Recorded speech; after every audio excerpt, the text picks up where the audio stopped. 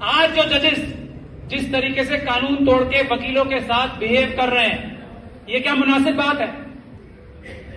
इसीलिए जिम्मेदारी है हमारी पूरी बार को बचाने की, पूरी जुडिशियल निजाम को बचाने की। ओपन कोर्ट का कॉन्सेप्ट ही यही है कि जजेस ईमानदारी से काम कर रहे हैं या नहीं कर रहे हैं, ये पूरी दुनिया के सामने होना चाहिए। जो सरकार 1000 किलोमीटर चाइना को दे सकती है, वो पूरा मुल्क बेच देगी और आप लोगों को पता ही नहीं चलेगा। दूसरी एक बात है कि देश में, स्टेट में और सरकार में फर्क समझना बहुत जरूरी है। देश हम लोग हैं, देश की जनता देश है, स्टेट देश की जनता है, सरकार एक हिस्सा होती है। सिर्फ जो चुनी हुई सरकार है वो देश का सिर्फ एक हिस्सा है। तो असली देश हम सब लोग हैं, जनता है, और उसमें सबसे आगे देश को बचाने के लिए वकीलों को रहना पड़ेगा। मैं एक बात बहुत साफ तौर पे कहता हूं, सरकारों के लिए भी कहता हूं, क्योंकि ये सरकारें SC, ST, OBC और माइनॉरिटीज से चुने हुए लोगों की सरकारें नहीं है, उनकी असली आवाज की सरकारें नहीं है, इसीलिए ये सरकारें ठीक काम नहीं कर रही। उसी तरीके से बार का मसला है। आज पूरा बार, चाहे वो SC, ST, OBC के मेंबर्स हो, माइनॉरिटीज के मेंबर हो या दूसरे मेंबर्स हो, उनकी कोई हैसियत, कोई इज्जत, कोई वकार नहीं रह गया। ये बात सच है ना? सबकी बता रहा हूं मैं ये। और हम बार के मेंबर की हैसियत से सबकी इज्जत बचाना चाहते हैं। लेकिन जो आज चुने हुए लोग हैं वो वही लोग हैं जिनकी सरकारें बनी हुई, जो SC, ST, OBC और माइनॉरिटी से नहीं आते, क्योंकि उनकी संख्या कम है। इसी वजह से बार की वैल्यू कम हुई है, सरकार की इज्जत, सरकार की वैल्यू कम हुई है। सरकार जो है ठीक से नहीं चल रही, बार भी जो है ठीक से इसलिए नहीं चल रही है कि SC, ST, OBC और माइनॉरिटीज के लोग इसमें नहीं है। तो इसमें कोई अलग अलग बात नहीं है। अगर हम लोग बार की नुमाइंदगी करेंगे, हम लोग जीत के जाएंगे, तो पूरी बार की इज्जत बढ़ेगी। एक बार के मेंबर की हैसियत से ये मैं ऐलान करना चाहता हूं, इसमें मुझे कोई शक और शुबे की गुंजाइश नहीं है। हम लोग जीतेंगे, फायदा सबका होगा, बार का फायदा होगा। आज जो जजेस जिस तरीके से कानून तोड़ के वकीलों के साथ बिहेव कर रहे हैं, ये क्या मुनासिब बात है? ये इसीलिए है कि बार कमजोर हो गई है, और ये मजबूत बार तब होगी जब आप और हम जीत के जाएंगे। इसीलिए जिम्मेदारी है हमारी पूरी बार को बचाने की, पूरी जुडिशियल निजाम को बचाने की। इसीलिए हमें वॉलंटियर्स चाहिए। और 30,000 की जो मीटिंग हो रही है आज, वहां से सबसे अहम काम यह है कि आप लोग, हमें वो वॉलंटियर्स चाहिए जो हम लोगों के साथ कंधे से कंधा मिला के या हम लोगों से आगे रहकर 30,000 में ये लड़ाई संभालेंगे।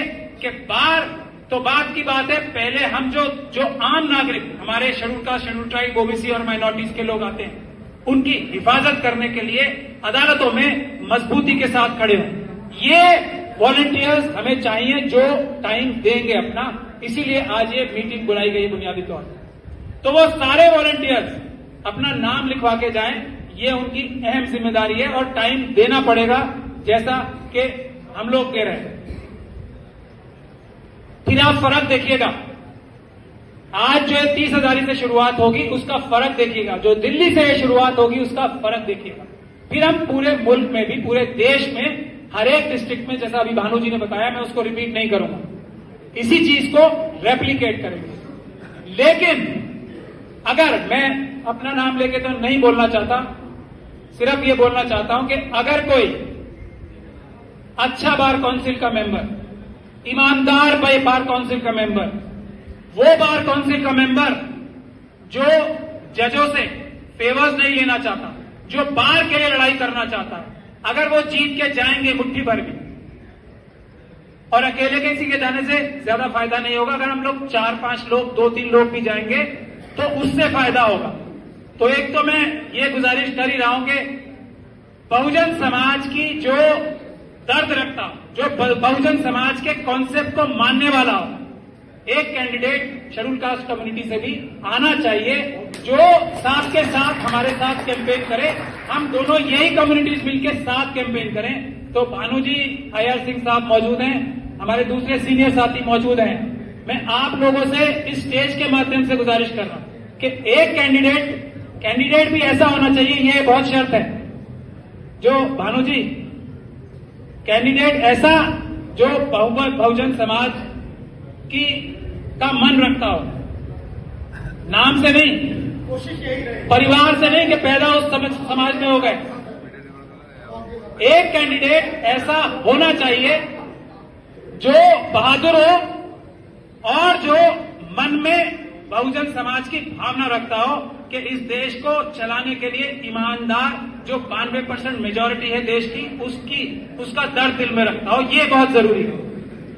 तो अगर ये हम दो कैंडिडेट साथ कैंपेनिंग करेंगे तो मैं नहीं समझता कोई शक और शुबे की गुंजाइश है कि ये दोनों कैंडिडेट जीतेंगे ही नहीं, सबसे ज्यादा मार्जिन से जीतेंगे।